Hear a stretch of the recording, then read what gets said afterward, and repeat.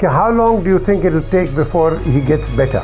Within 3 months पता लग जाएगा। कोरोना आने की वजह से जो है वो मेडिकल एक्सपर्ट्स काफी अपनी जान से हाथ धो बैठे। 46,000 से ज्यादा लोग जो है अपनी जानों से जा चुके हैं। क्या नवाज शरीफ साहब फिट एंड वेल है?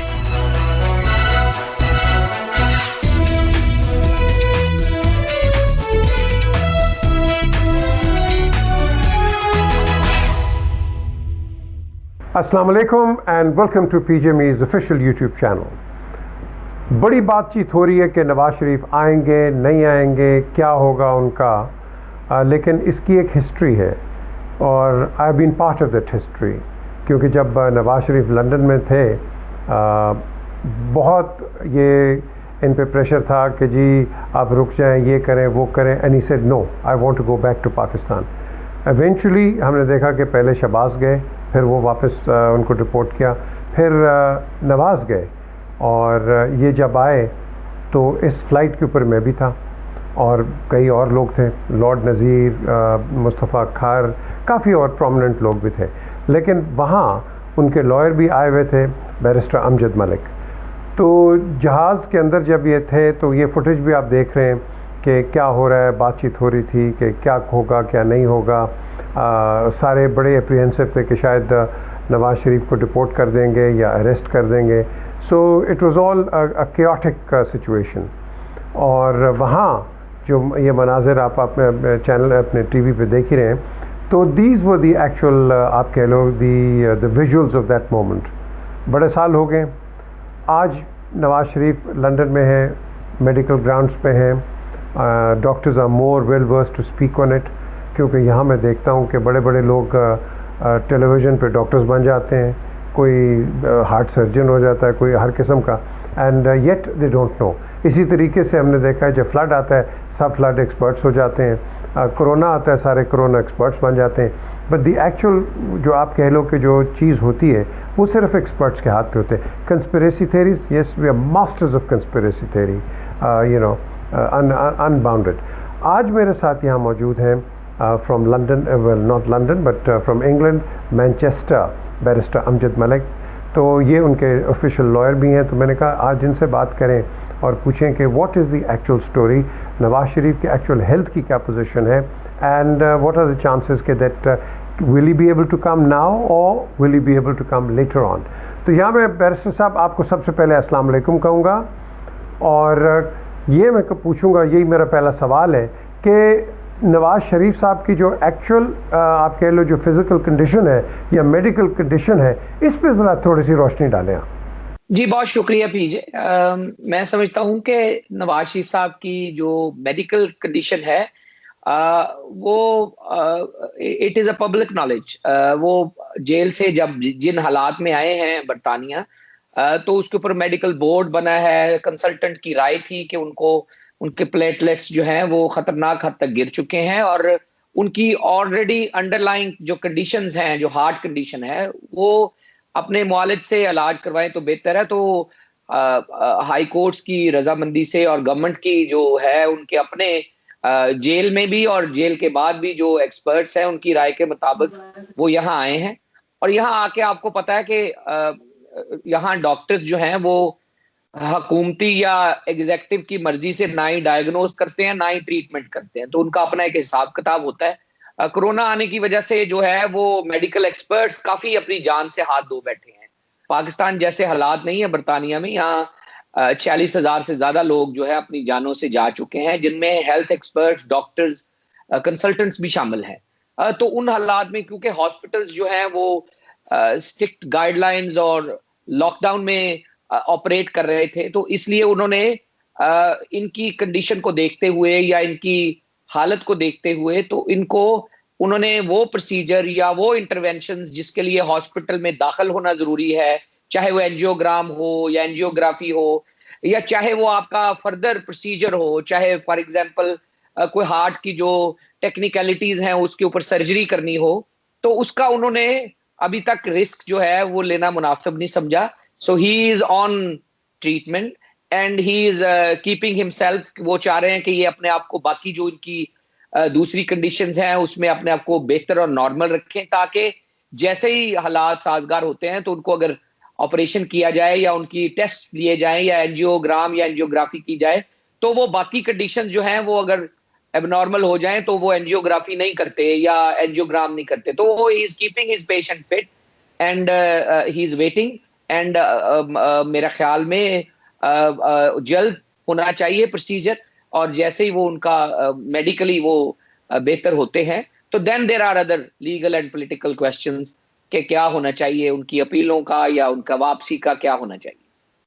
अच्छा बैरिस्टर साहब, एक और चीज़ बताइए, क्योंकि यहाँ लोग तो बड़े इम्पेशेंट हैं। इम्पेशेंट एक पार्टी है, दूसरे भी इम्पेशेंट है, वो इनकी अपनी पार्टी है कि ये कब आएंगे। लेकिन अभी आपने कहा कि मेडिकल कंडीशंस जब तक सारी आप कह लो कि ठीक नहीं होती और उस वक्त तक इनका ऑपरेशन नहीं होता। So how long do you think, because you'd be in a better position to tell, कि how long do you think it will take before he gets better?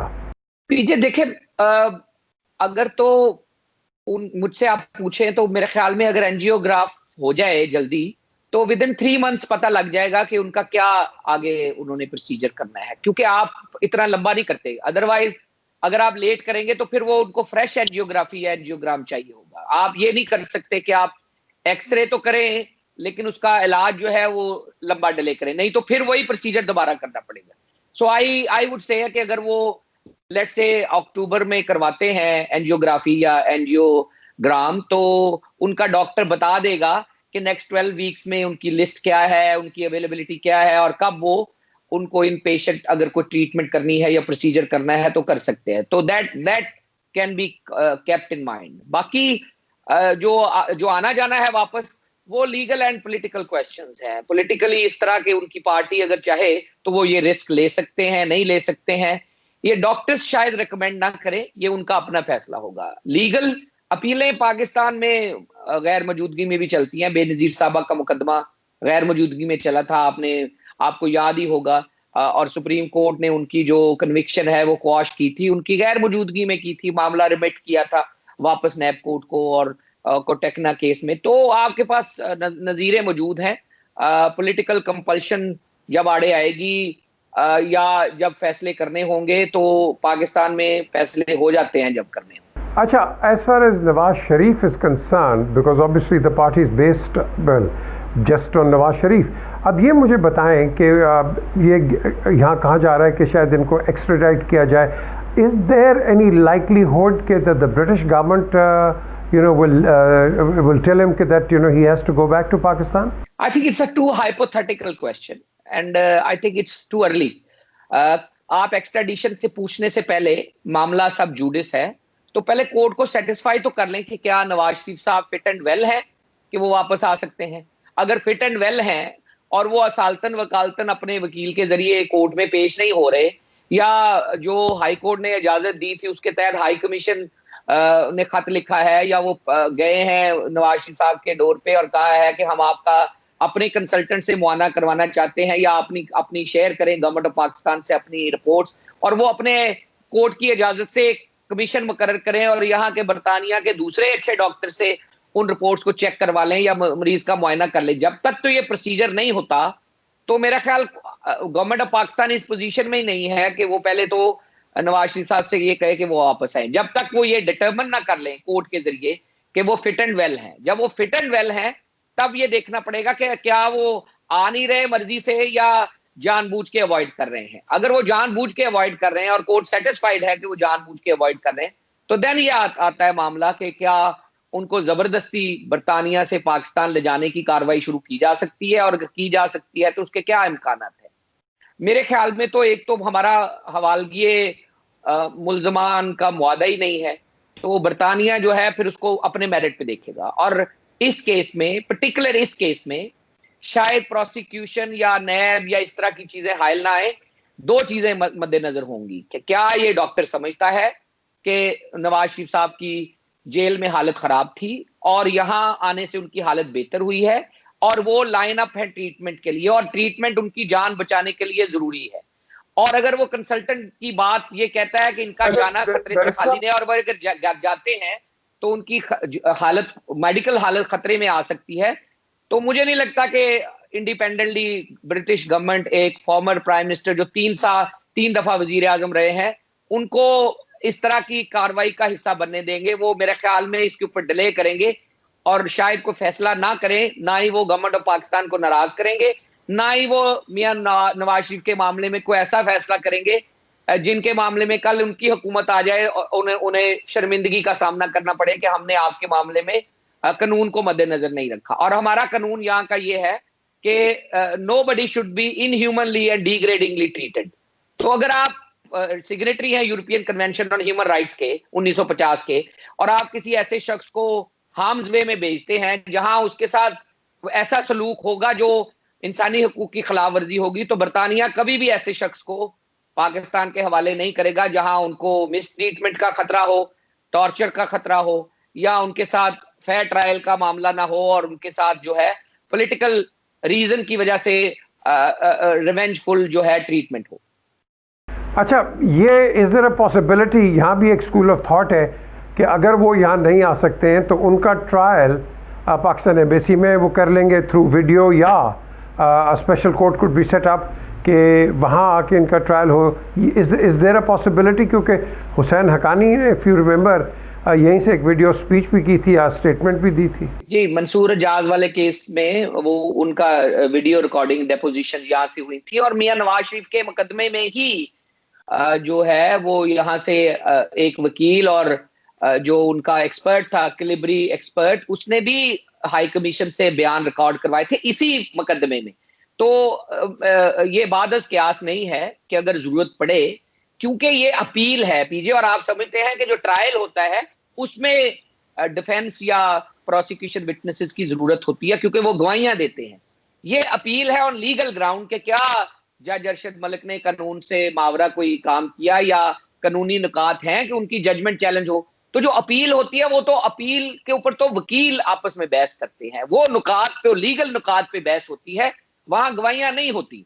तो वो मियां नवाज शरीफ अगर आएंगे भी तो वो सिर्फ विटनेस करेंगे, देखेंगे प्रोसीजर को, वो वहां पे गवाहियां नहीं देंगे। गवाहियां जो है वो हो चुकी होती हैं ट्रायल कोर्ट के ऊपर। ये तो हाई कोर्ट सुन रही है कि क्या ऐसे कानूनी नुकात हैं जिनके ऊपर, जिनको मद्देनजर रखते हुए ये डिफेंस है उसकी जो अपील है वो कामयाब होनी चाहिए। क्योंकि ये जजमेंट अगर कानून की किताबों में रहेगी तो ये अनसेफ जजमेंट है और इससे मिसकैरेज ऑफ जस्टिस का खतरा है, या इससे कानून की पमाली का खतरा है। तो जिस तरह के अरशद मलिक साहब की वीडियो सर्कुलेट कर रही हैं और जिस तरह के नुकात सामने आ रहे हैं, तो ये तो मेरे ख्याल में कानून की नजर में मुझे तो नहीं लगता कि ये जजमेंट ज्यादा देर तक कानून की किताबों में रह सकेगी। अब क्या होगा, ये वकला और इसके ऊपर मुतजाद राय है, ज्यूरिस्ट की भी मुतजाद राय है कि ये वापस चले जाना चाहिए, या अगर मेरिट पे सुना जाए तो शायद अपील खारिज हो जाए, या ये it and up in supreme court जिस तरह बेनजीर साहब के मुकदमे में हुआ था। लेकिन ये सारे कानूनी नुकात हैं। लेकिन अगर आपको चाहिए कि मियां नवाज शरीफ साहब जरूर हो तो बिल्कुल ऑल्टरनेट मेथड, पूरी दुनिया अब तो ग्लोबल विलेज है और वो हाई कमीशन के जरिए या हाई कमीशन की सुपरविजन में उनके घर से वीडियो कॉन्फ्रेंस का एहतमाम हो सकता है कि वो जो है उस हियरिंग में ज्वाइन कर सके।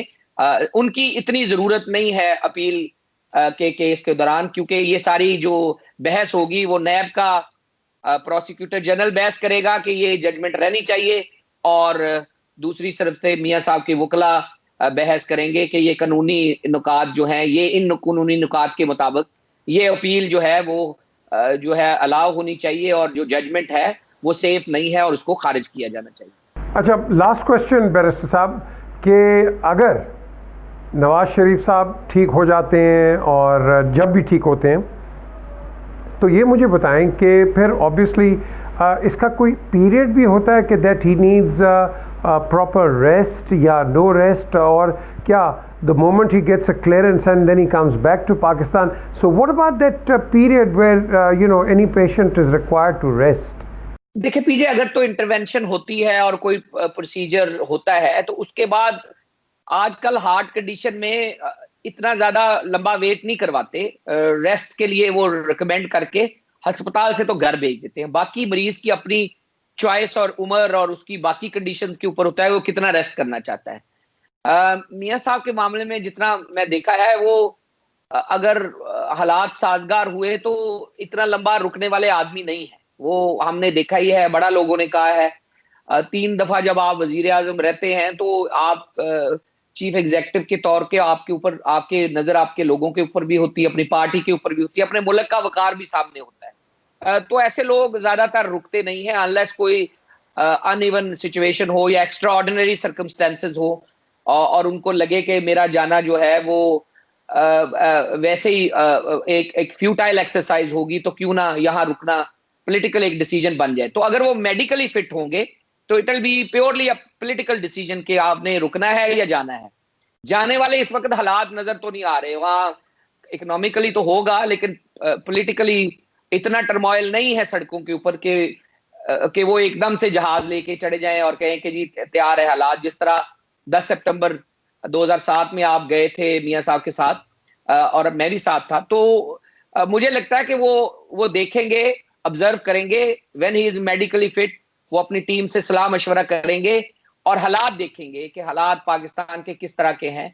अगर तो वो तब्दीली की तरफ जा रहे हुए और उनका कोई उसमें रोल हुआ और वो तब्दीली को एक्सेलरेट कर सके तो वो जरूर जाएंगे। अगर उनको लगे कि मेरा जाना जो है वो पाकिस्तान में किसी तब्दीली का बायस नहीं बनेगा और जो है जो चीजें चल रही हैं उसी तरह चलेगी, तो मेरे ख्याल में वो इंतजार करेंगे और उस वक्त तक इंतजार करेंगे जब तक कि उनकी पार्टी बाकी तमाम पार्टियों के साथ मिलके उनको कोई रिक्वेस्ट नहीं करती कि आपका आना बहुत जरूरी है। तो आपने देखा वो इलेक्शन से पहले भी आए थे, तो अब भी मुझे नहीं लगता कि वो एब्सटेन करेंगे अपना जाना सिर्फ इस वजह से कि वो ओनली मेडिकल रीजन हो। सो ये मेडिकल के बाद पॉलिटिकल रीजन ज्यादा होगी लीगल की निस्बत।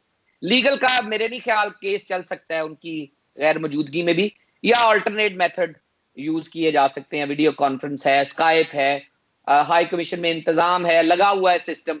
मैंने खुद वहां पे गवाहियां भुगतवाई हैं, 2 दिन की हियरिंग अटेंड की है, तो वो बड़ा अच्छा कोर्ट से सिस्टम लग जाता है और आप कोर्ट में अटेंड कर सकते हैं अपने वकीलों के जरिए। बैरिस्टर साहब, thank you very much for your time. आपने बड़ा इनलाइटन किया है you know the factual position के क्या पोजीशन है वहाँ, और ऑफ कोर्स ये एक डेवलपिंग स्टोरी है। इस स्टोरी को हम फॉलो करेंगे and find out what is the actual eventual outcome.